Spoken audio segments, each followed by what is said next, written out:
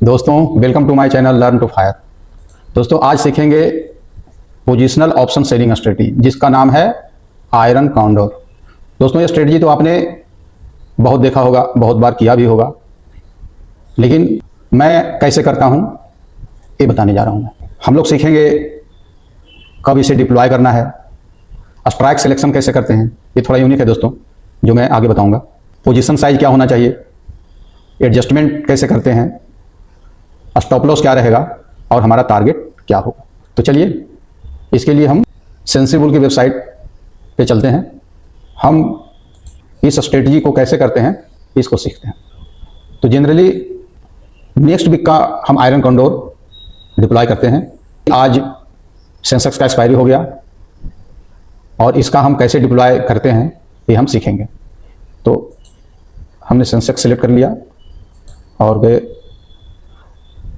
6 अगस्त का एक्सपायरी में जाते हैं और हमने क्या करना है, 0.2 डेल्टा का पुट सेलेक्ट करेंगे और 0.2 डेल्टा का ही हम कॉल को सिलेक्ट करेंगे। लेकिन देखिए यहाँ पर 0.2 नहीं है, 0.21 है, तो हमें 0.2 या उससे कम का ही सेलेक्ट करना है, ठीक है ना। तो 0.19 ये चलेगा, ठीक है।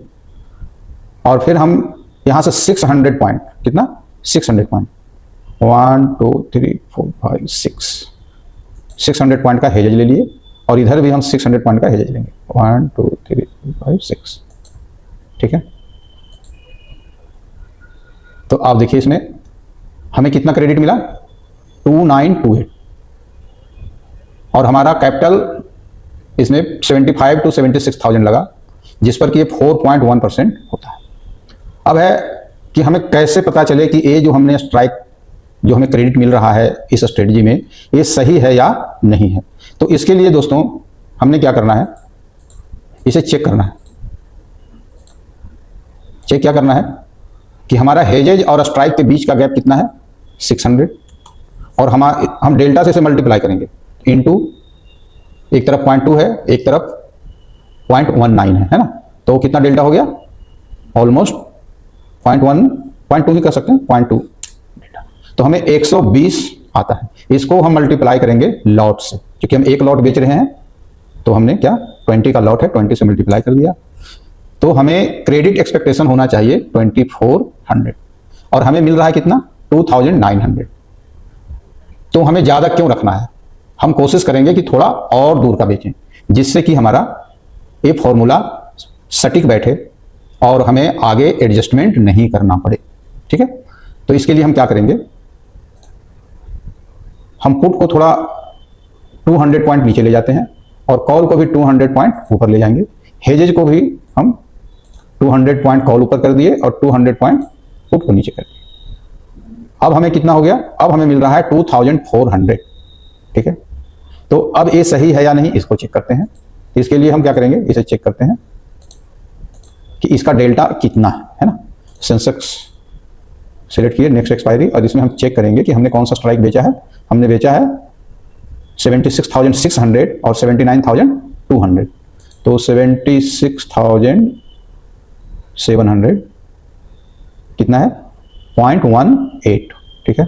और इधर है 79,200, ये है 0.14, है ना।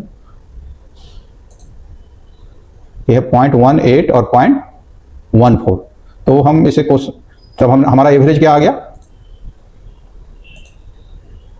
0.16, है ना। 0.18 और 0.14 का बीच का एवरेज हो गया 0.16। हमारा अभी भी हेजेज और सेलिंग स्ट्राइक में गैप कितना है, 600।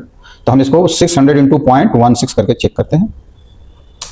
तो अब हमारी रिक्वायरमेंट होनी चाहिए 1920। अभी भी हमें मिल रहा है 2400। हमें एग्जैक्ट यहाँ नहीं जाना है, इसके आसपास, इससे ऊपर होना चाहिए और थोड़ा उसके नज़दीक होना चाहिए।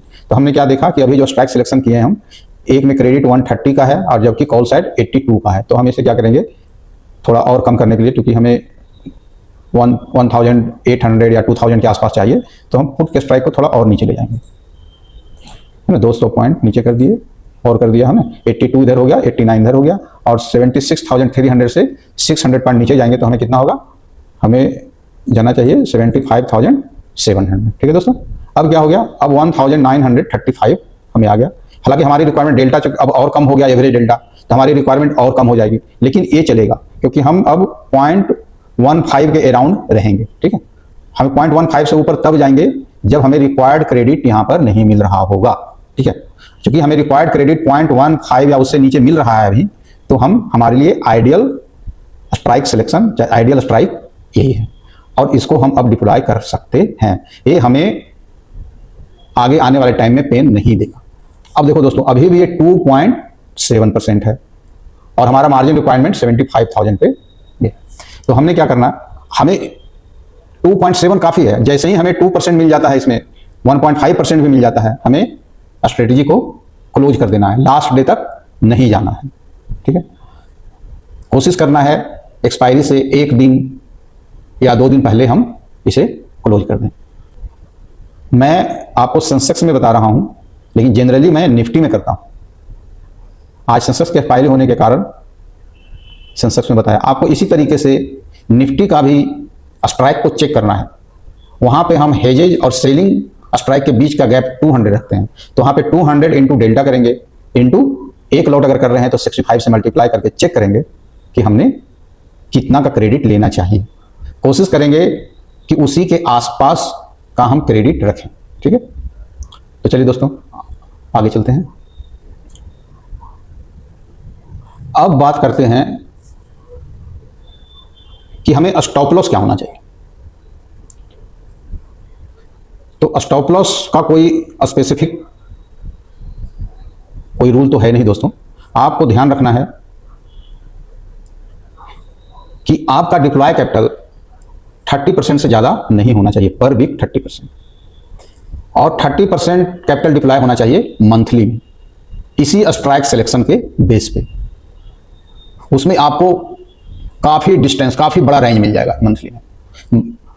और इस तरीके से आप देखेंगे कि आप पर वीक अगर इसमें 2.5 से 3% आप लेते हैं,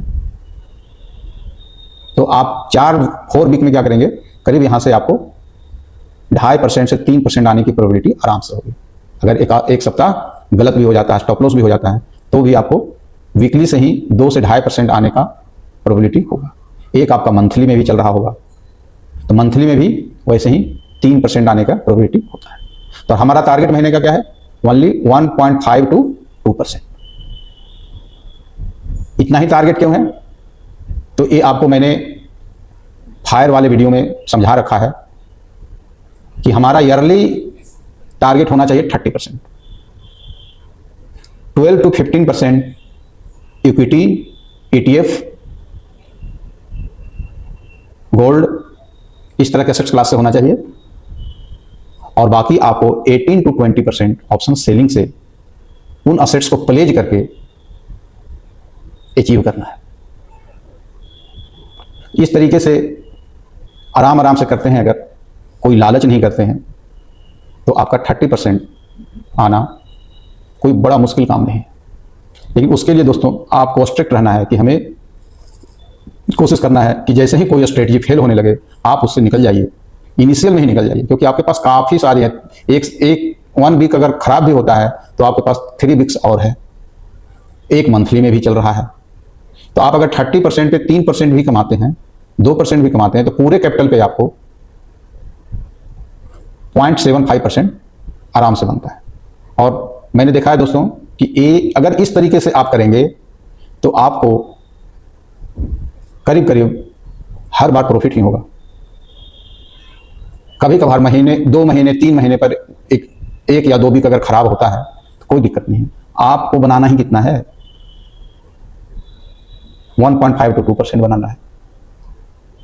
तो किसी वीक, 1-2 वीक खराब होने से भी कोई घबराने की जरूरत नहीं होता है। जैसे देखिए, हमने इस मंथ में, है ना, इस मंथ में हमारा क्या रहा, आप देखेंगे इसी वीक में अगर मैं देखूं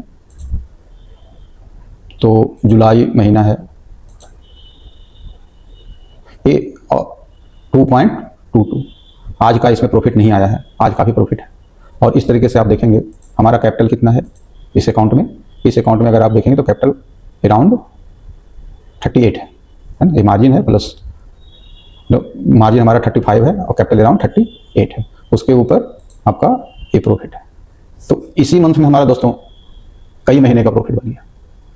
ठीक है, हमें 2 से 3 महीने का टारगेट अचीव हो गया। तो इससे हमें क्या करना है, आराम आराम से इसी तरीके से करना है।